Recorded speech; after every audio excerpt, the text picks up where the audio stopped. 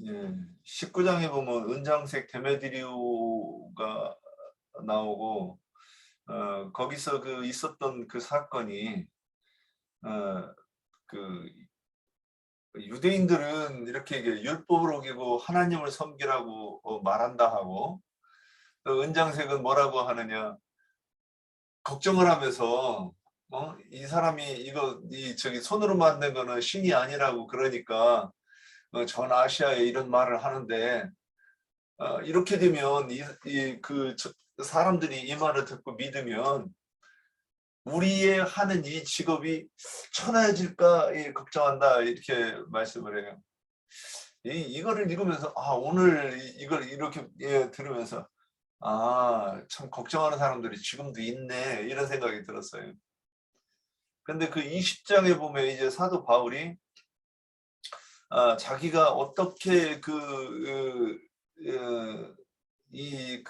주님이 맡겨주신 사명을 감당했는가 이렇게 쭉 나오는데 19절부터 보면 이제 그 22절 끄트머리가만 마지막으로 뭐라 그러냐 증언했다고 나와요. 그런데 겸손과 눈물 또는 유대인의 관계로 말미암아 당한 시험 또 시험을 참고 유익한 것은 무엇인데 공중 앞에서나 집에서나 거리낌이 없이 여러분에게 전하여 가르치고 하나님께 대한 회개와 우리 주 예수 그리스도에 대한 믿음을 증언했다 이렇게 나와요. 그리고 이제 또 당부를 하죠. 29절부터 보면 이제 쭉 당부를 하는데 그 중에서 얘기하는 게 또 여러분 중에서도 제자들을 끌어 자기를 따르게 하려고 어그러진 말을 하는 사람들이 일어날 줄을 내가 아노라. 그러면 아무리 이 성령이 충만하신 이 전도자가 와서 복음을 전할 때 전에도 그 후대에 그렇게 해서 많은 사람이 모이면 거기서 꼭 반드시 자기의 집을 세우려고 하는 사람들이 일어난다는 거죠. 그래서 그 제자들을 교회에 분란을 일으키고 자기를 따르게 하려고 그 하는 사람들이 일어난다는 거죠. 이게 보면 예전에 그 기독교계에 있을 때도 이런 일이 있었고 저는 뭐 여기서는 못 봤지만 여러분들이 이 교회 역사 속에서 그런 사건이 있었던 것을 보지 않았는가. 그리고 이제 그 데메드리오가 자기들의 이 업이 천하해질 것을 염려했는데 사도 바울은 뭐라고 말씀하시냐면 자기가 인저 33절부터 보면 아무의 은이나 금이나 의복을 탐하지 아니하고 이 손으로 나와 내 동행들이 쓰는 것을 충당하여 범사에 여러분에게 모분을 보여준 바와 같이 수고하여 약한 사람들을 돕고 또 주 예수께서 말씀하신 바 주는 것이 받는 것보다 복이 있다 하심을 기억하여야 할지니라. 그래서 사도 바울은 자기가 당신이 그 피장의 일을 해서 동행들의 쓸 것을 충당하고 또 그 어려운 사람들을 도운 것을 이게 주님이 그렇게 하면 복이 있다고 하신 것을 너희가 기억하라 그랬으니까 데메드리오가 정확하게 이렇게 비유해가지고 이제 두 가지 사람이 있겠구나 하는 것을 이제 오늘 이렇게 좀 보게 됐고요. 그 다음에 오늘 눈에 띄는 부분이 있었습니다. 그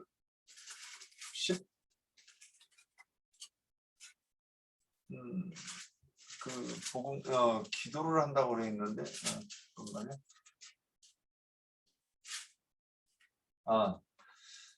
16장에 보면 그 16장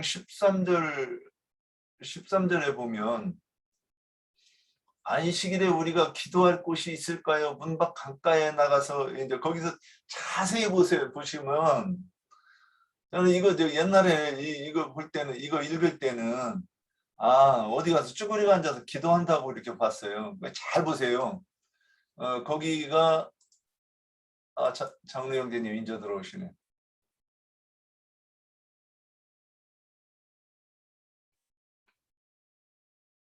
예. 그 사도행전 16장 그 13절에 보면 그 기도가 좀 이렇게 기도가 이건가 하고 한번 볼 만한 곳이 있는 것 같아 가지고, 자 보세요. 기도할 곳이 있을까요? 문 밖 강가에 나가 거기 앉아서 모인 여자들에게 말하는데, 기도하는 게 여자들에게 말하는 거하고 일치하여 같은 뜻으로 볼 수 있는 것인가 한번 보세요. 기도할 곳이 있을까요? 문 밖 강가로 나갔는데, 그러면 쭈그리고 앉아서 막 중얼중얼 해야 되는데 여자들에게 말을 한대요. 그 다음에 이제 이어서 보면 14절에 두아디라 시에 있는 자색 옷감 장사로서 하나님을 섬기는 루디아라 하는 한 여자가 말을 듣고 있을 때, 그러니까 사도 바울이 증언하는 말을 지금 증거로 듣고 있었던 거예요. 주께서 그 마음을 열어 바울의 말을 따르게 하신지라. 그래서 이제 이게 감동되어 가지고 이제 그 말씀을 영접했다는 걸로 이렇게 보여요. 근데 이거를 가지고 기도했다고 이렇게 안식일 날 기도한 걸로 저는 이렇게 이제 보여요. 그래서 이 부분이 그래서 이제 저는 여러 번 이런 부분에 대해서 얘기했었는데, 이 부분을 보면서도, 그래서 기도를 하나는 뭐 그의 나라와 그의 의를 구하는데, 그의 나라와 그의 의가 이루어지려고 하면 첫 번째는 내가 주님께 진리를 구하는 것이고, 두 번째는 그 나라를 이루기 위해서 복음을 전하는 것인데, 이것이 기도라고 이렇게 얘기하는가 보다, 이런 부분이 있었어요. 여기까지입니다. 또 금방 그 부분은 이제 형제님이 뭐 기도라는 의미를 뭐 그렇게 이제 해석을 해볼 수도 있겠죠. 그렇지만 이제 여기에 기도할 곳이라고 하고 16절에도 보면 기도할 곳 이렇게 나와요. 그러면 그 당시에는 디아스포라 그 유대인들이 흩어져서 그들의 모이는 장소를 해당으로 가지고 있었어요. 그런데 해당의 규모로 가지고 있지 못한, 해당장도 없고 해당으로 이루지 못한 그런 아주 작은 모임을 기도하는 곳 이렇게 해가지고 그 소모임으로 어떤 모임의 처소를 가졌다라는 그런 것을 이야기하는 어떤 의미도 있어요. 이 부분은.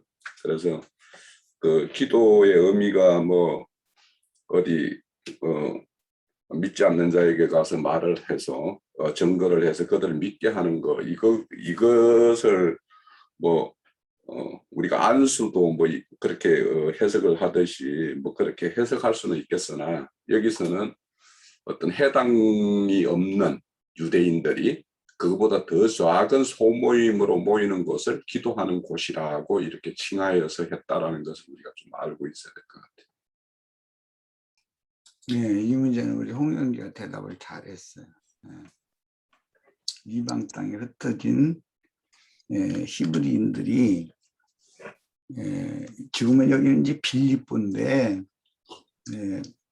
대부분 어떤 이방 땅의 어떤 성읍들마다 사람들이 모이는 곳에는 유대인들이 살고 있었고, 유대인들은 관습상으로 모이면은 회당을 가지고 있었어요. 이방 땅이었지만. 그런데 그 회당장이나 그 회당을 경영할 만한 그런 조건이 안 될 때는 그 마을 사람들이 이렇게 스스로 모여서 기도를 하는 기도의 처를 마련하고 있었어요. 이게 디아스포라의 신앙 습관이에요. 이방 땅에 있는 히브리인들의 신앙 습관이에요. 이 홍영지가 지금 그건 잘.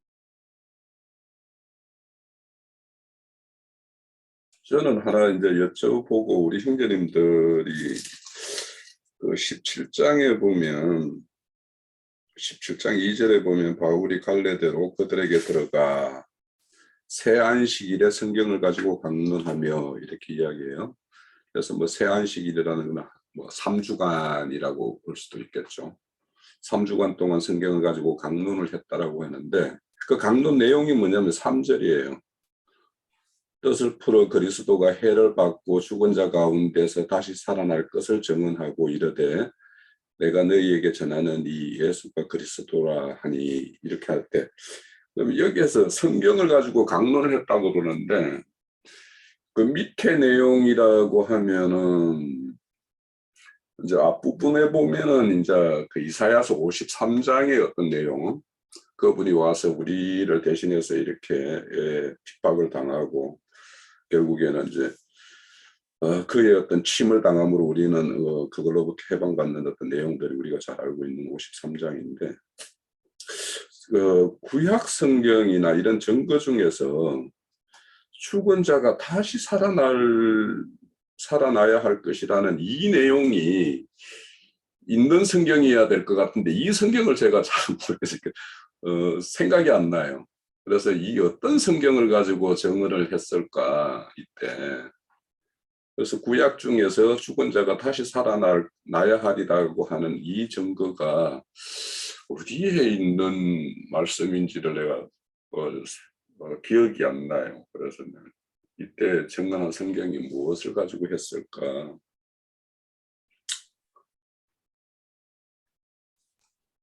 형제 지금 질문한 그 내용이 몇 장 몇 절을 말하는 거지? 17장입니다. 17장 2절 3절에 보면 데살로니가로 가가지고 바울이 갈레도로 그들에게 들어가가지고 3주일 그러니까 3안식일이니까 한 3주간 동안 안식일 3번에 왔던 안식일을 말하는 것 같고요.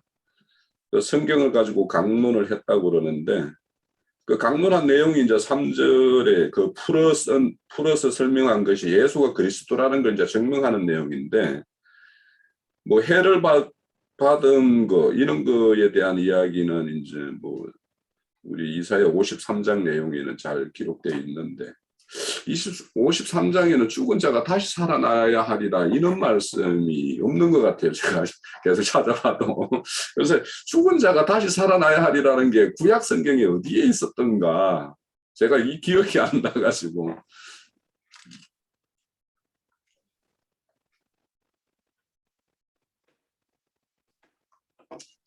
그런데 뭐 거기에 보면 간주가 다 신약만 있어가지고 제가 못 찾겠어요. 구약 성경에는 그 암암리에 부활에 관한 그 성경이 한두 군데 있는 게 아니고 주로 아마 여기에서는 욥기나 시편의 그 부활에 관한 성구가 많이 나오기 때문에 분명히 히브리인들의 모임에서는 시가서를 강론을 하지 않았을까 그렇게 짐작이 되네. 그런데 뭐 확정은 할 수는 없고 여기 성경을 가지고 올 때 이 성경은 아마 분명히 내가 짐작으로는 시편에 보면은 그 부활에 관한 성경이 많이 나오니까 아마 거기에 나오는 여러 뜻들을 풀어서 가르치지 않았을까 그런 짐작이 드네요. 에스겔서의 그 뼈가 마른 뼈가 살아나는 것도 물론 뭐 선지서들도 그런 면이 많이 있죠. 선지서들. 욥기에 주로 내가 죽어도 몸 밖에서 주를 만날 날이 온다. 이제 그런 것도 부활을 염두에 두는 말이고 그런 것과 비슷한 말들이 시편에 보면 여러 번 나오거든요. 그래서 그리스도 예수가 와가지고 우리를 위해서 죽음을 당했다가 선지자들이나 시가서의 기록들이 예수 그리스도의 부활에 대해서 예언한 것이다 이렇게 이제 설명을 했다는 뜻이 되는 거죠. 그러니까 명확하게 딱 어떤 구절은 있는 건 아니죠. 이제 그게 생각이 안 나가지고 어떤 성경을 가지고 강론을 했길래 이런 기록이 있을까? 예, 그리스도가 해를 받고 죽은 자 가운데서 다시 살아야 된다라는 그것을 기록되어 있는 성경은 많으니까 구약 성경 꼭 뭐 구약 성경이 문책이다라고 돼 있지 않지만 글쎄 시가서에는 이게 제일 많거든. 이런 부분. 뭐 지금 윤영재가 말한 것처럼 이사야서 선지자도 그리스도의 부활에 대해서 예언하는 부분이 많죠. 그 창세기에서 그 이삭이 모리아 산에서 번제를 드리려고 했는데 그 순양을 대신해서 한 것도 히브리서에서는 죽은 자 가운데서 돌려받은 것이 아니면 무엇이요 의시리요 해가지고 그렇게 해석을 하는 부분이 있고요. 구약 성경에는 부활에 관한 구절이 참 많아요. 그런데 이제 그건 암시적으로 이렇게 해놨지, 뭐 몇 년도 며칠 날 예수가 실제로 이제 와서 뭐 구약에 명쾌하게 만약에 이런 구절이 있었다라면 이렇게 죽었다가 사는 일이 있었을 때 그것을 조롱하는 자도 있고 막 뒤에 보면 그런 말이 계속 나오거든요. 부활에 대한 어떤 증거를 들었을 때. 그랬을 때 만약에 구약 성경에 그게 명확하게 우리의 어떤 그리스도가 와서 죽었다가 다시 살아나야 하리라는 이런 구절이 딱 명시적으로 있었다라면 아무 문제가 안 됐을 것 같은데, 그러니까 암암리에는 있을지 모를지언정 명쾌하게 딱 그런 구절이 딱 있는 것 같지는 않아서 제가 이제 이게 이런 구절이 있었나? 그러니까 명쾌하게.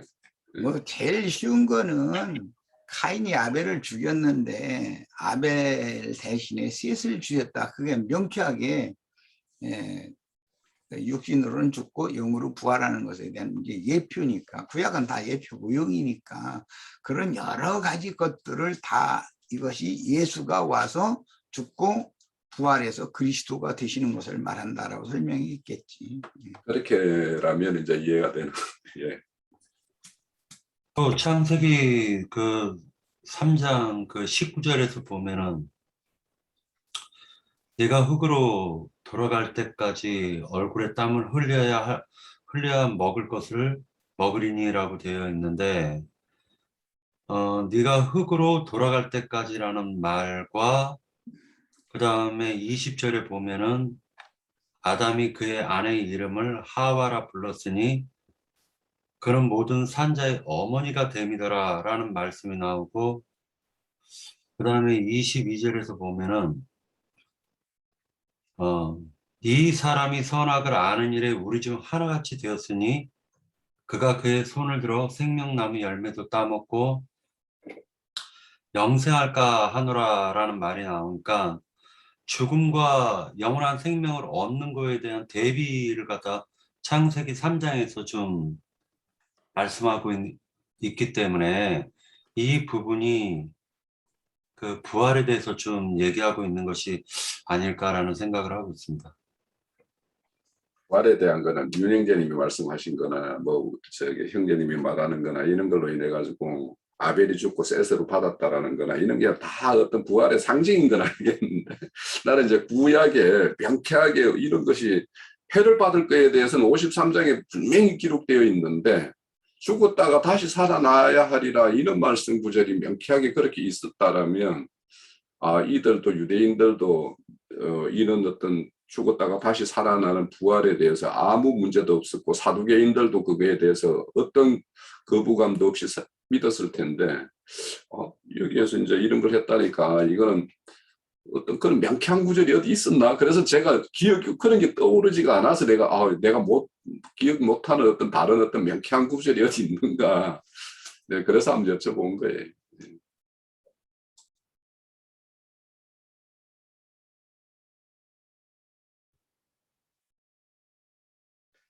실제로 그 에스겔서 37장, 38장에서 보면은 아까도 그 윤영재님께서 말씀하셨던 것처럼 마른 뼈다구들에게 대언을 해가지고 실제로 부활을 갖다가 시키는 장면이 나오지 않습니까? 그런데 또 이사야서에서 보면은 그 예수님을 갖다가 가르쳐가지고 그는 그 볼품이 없으면서 그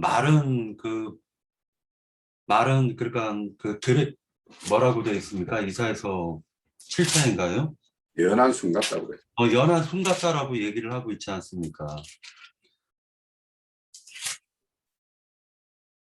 그 부분에서도 보면은 실제로는 그 예수님 메시아에 대한 부활에 대한 것은 창세기서부터 암암리에 지금 성경이 계속적으로 얘기하고 있는 것으로 보여지는데, 실제로 창세기 3장에서도 보면은 너는 흙이니 흙으로 돌아갈지니라 라는 말과 영생 산자의 산자의 어머니가 데미다라라는 말은 이거는 완전하게 대비되고 있는 말이기 때문에 죽은 자와 산자라는 걸 갖다 대비하고 있는 이 부분을 보면은 성경은 처음부터 끝까지 부활을 갖다가 가리키고 있는 것을 갖다가 암시적으로 묘사하고 있다라고 생각을 하고 있습니다. 그러니까 이건 암시적인 부분인데 명쾌하게 답을 하는 것은 그 이사에서 아까 얘기하셨던 53장에서 보면은 유대인들이 지금 그 이사야서 53장은 건너뛰고 있는 데잖아요. 실제로 유대인들 자체도. 그런데 죽음에 대한 이해가 하나님 앞에서 선악과를 따먹는 것도 죽는 것이고, 또 그 선악과를 따먹고서는 살던 사람이 그 생명나무 열매를 따먹으려고 그 선악나무로 떠나는 것도 죽는 것이라고 이렇게 저는 이해를 했는데, 그렇게 죽음도 어떤 그 문자대로 뭐 이렇게 보면 이해할 수 없는 것이고, 영적으로 봐야 이해하는 것이고, 부활도, 그리고 죽고 부활하는 것도 딱 그렇게 문자로 명확하게 안 써놨어도 죽음에 대해서 이해가 그렇다고 그러면 죽고 부활하는 것도 거기에 맞춰서 이해해야 되지 않는가. 그래서 뭐 그런 생각이 저는 듭니다. 저기 기왕 이랬으니까 이사야 26장 19절 같이 한번 읽어보죠.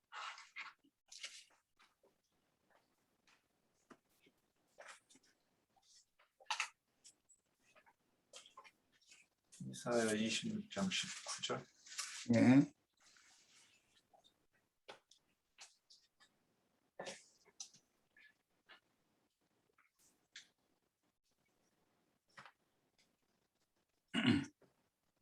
주의 다 찾았죠? 네.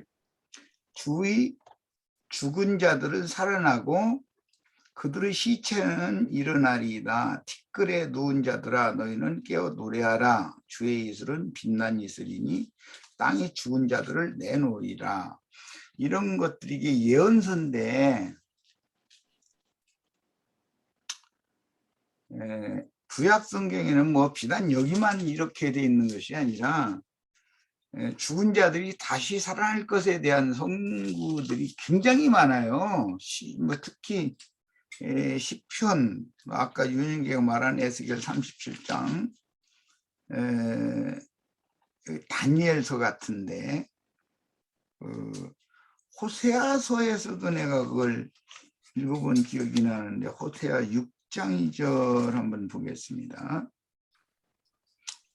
거기도 이 이사야서 26장 19절과 같은 그런 형식으로 되어 있는 성구들이거든. 대부분 예수라는 이름이나 뭐 이런 거는 없는데, 그러니까 하나님은 죽은 자를 살리고 없는 것을 있는 것 같이 불러서 있게 하시는 분이다라는 것을 자꾸 설명을 한 거예요. 이제 선지자들을 통해서. 그래서 봅니다. 여호와께서 이틀 후에 우리를 살리시며 셋째 날에 우리를 일으키시리니 우리가 그 앞에서 살리라. 이런 것들이 예수의 죽음과 사흘 만에 부활되시는 것, 이런 것을 전부 암시하는 용어들이거든요. 이게 그런 문맥이요. 그런 게 이제 구약 성경에 아마 바울사도는 구약 성경 해박한 선지자였으니까 생각나는 어떤 부활에 관한 성구들을 이렇게 다 찾아서 이것이 바로 인자 예수가 와서 육체로는 죽임당하시고 영으로 다시 사실 것에 대해서 예언한 말이다라고 이제 설명을 했을 거다라는 말이지. 그렇게 이해를 하면 뭐 큰 무리가 없을 거예요. 구약 성경에는 이런 육체로 죽고 영으로 다시 사는 이야기가 아주 많이 나오니까. 그거는 이제 저도 이제 그거 뭐 많이 저기 그 저도 생각할 때 저 윤행자님이 했던 그 이삭의 이야기 또 뭐 많은 뼈가 있는 이야기 이런 것도 있는데 그리스도가 그 한 선지자라고 만약에 하는 그 어떤 사람 그 어떤 그리스도 그분이 와서 죽었다가 다시 살아나야 될 것이다라고 이렇게 하는 그 구절이 딱 어디에 있으면 누구도 의심하고 예수가 그리스도라는 것에 대해서 누구나도 좀 쉽게 거부감 없이 믿었을 텐데 이 유대인의 하나님의 어떤 그리스도라고 하면서 와가지고는 죽고는 뭐 다시 살았다고 하니까 유대인들이 예수가 와서 이 땅에 와서 죽었을 때 어떻게 하나님 우리가 기다렸던 메시아가 와서 저렇게 희발이 없이 이렇게 죽고 마냐 이렇게 해서 저게 안 믿은 분이 있을 거 아니에요. 근데 구약의 어딘가에 명쾌하게 그분은 와서 우리를 대신해서 딱 죽어야 할 것이다. 그러니까 우리가 저기 레이기를 배우면서 레이기의 제사의 어떤 희생제물을 우리는 다 알고 있는데 이제 그 당시에 뭐 어떤 걸로 이렇게 설명을 했을까? 만약에 레이기를 들어서 야 이거는 다 그 예수가 와서 그리스도로 죽을 걸 예표하는 거야 이렇게 설명을 했으면 모르겠어요. 저기 그 구약 성경에 내 씨라 칭할 자는 이삭으로 말미암으리라 이 말씀이 있어요.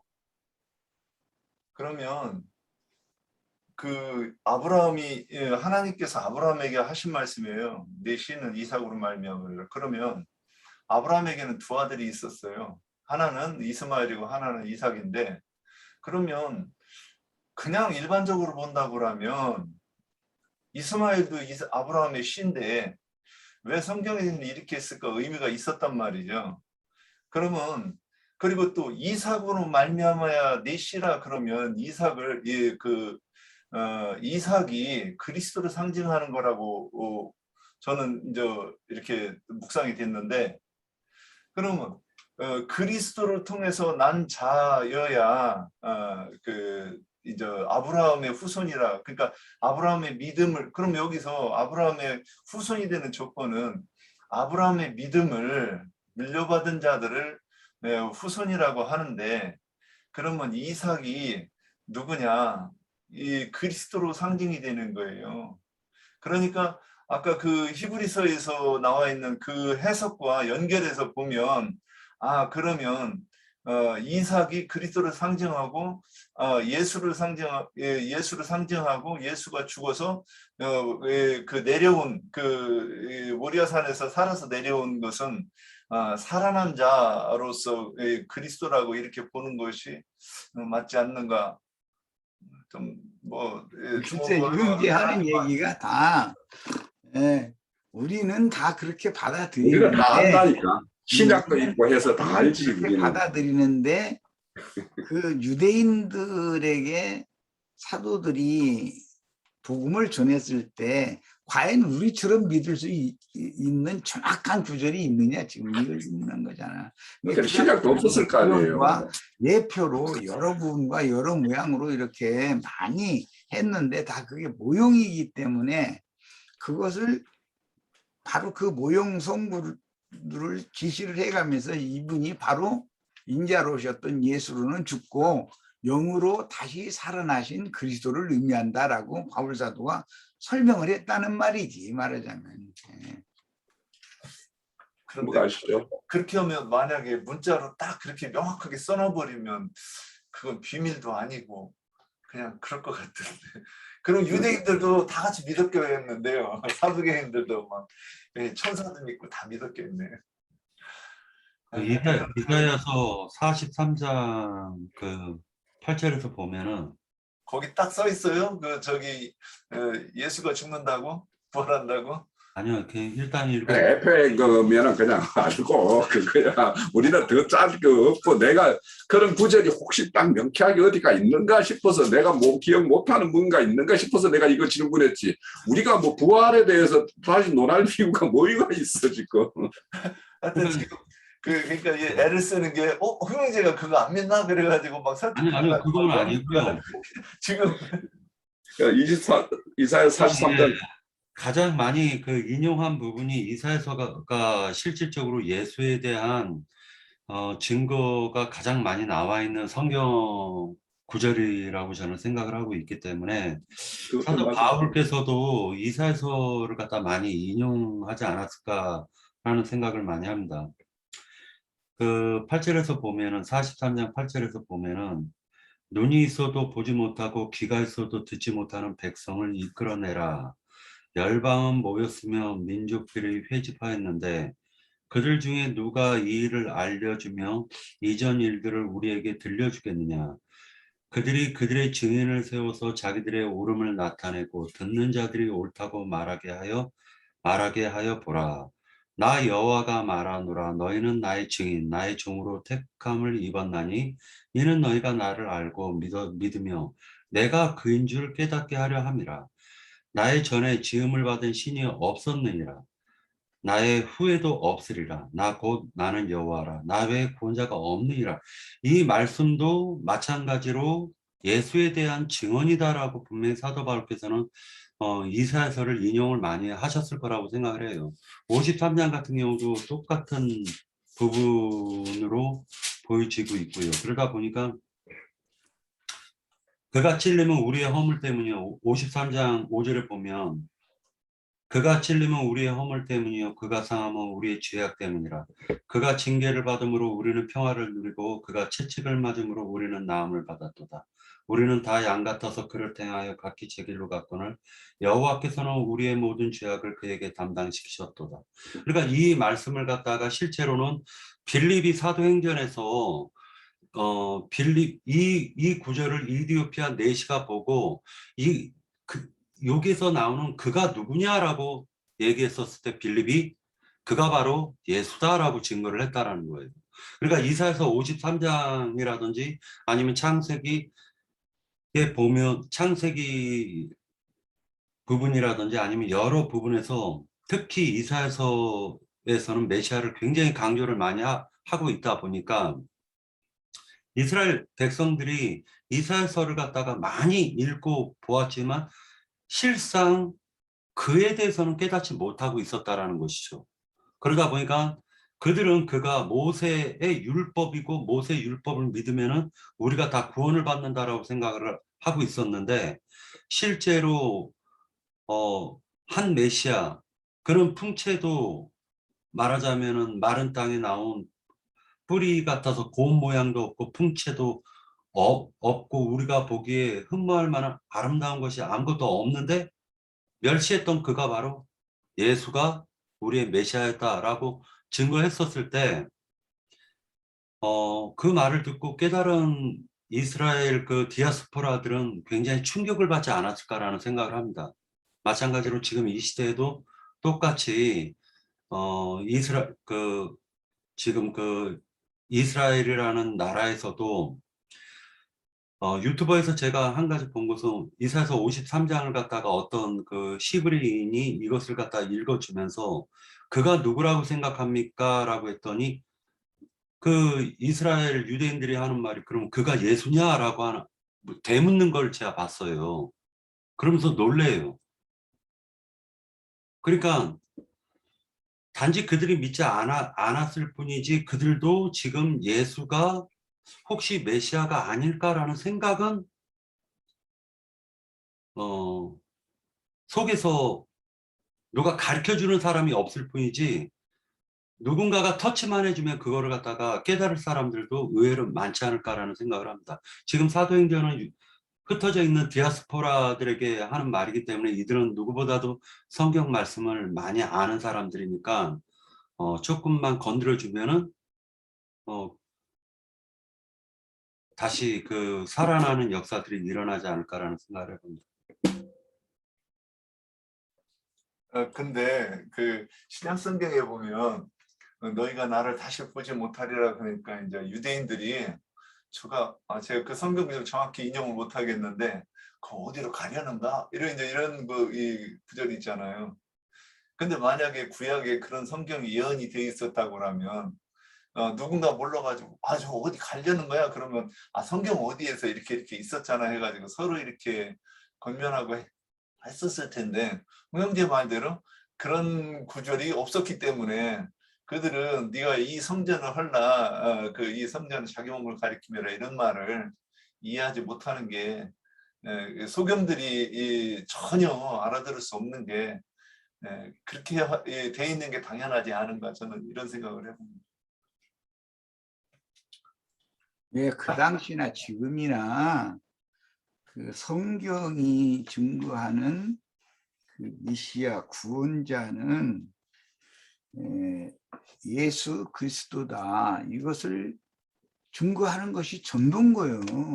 모든 성경은 그분에 대해서 기록하는 것입니다.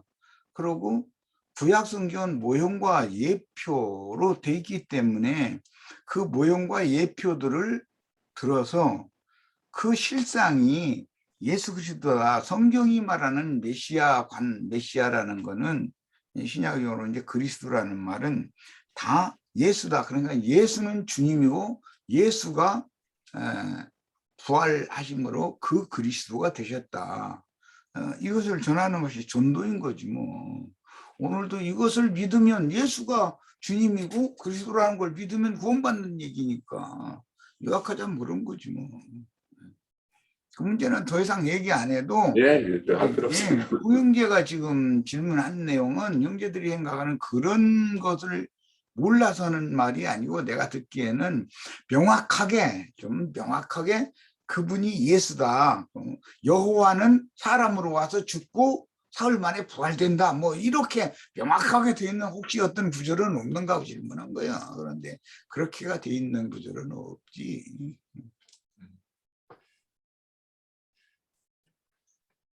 그걸 그렇게 보고 믿어지는 게 믿음이라고 하는 건데 그 믿음이 그렇게 명확하게 다 보이면 개나 소나 무수마발이나 다 믿게 된다 이 얘기예요. 자, 또 뭐 더 나눌 말씀 있습니까? 예, 1시간이 조금 넘었네요. 그러면 오늘도 수고하셨습니다. 예, 손 드시고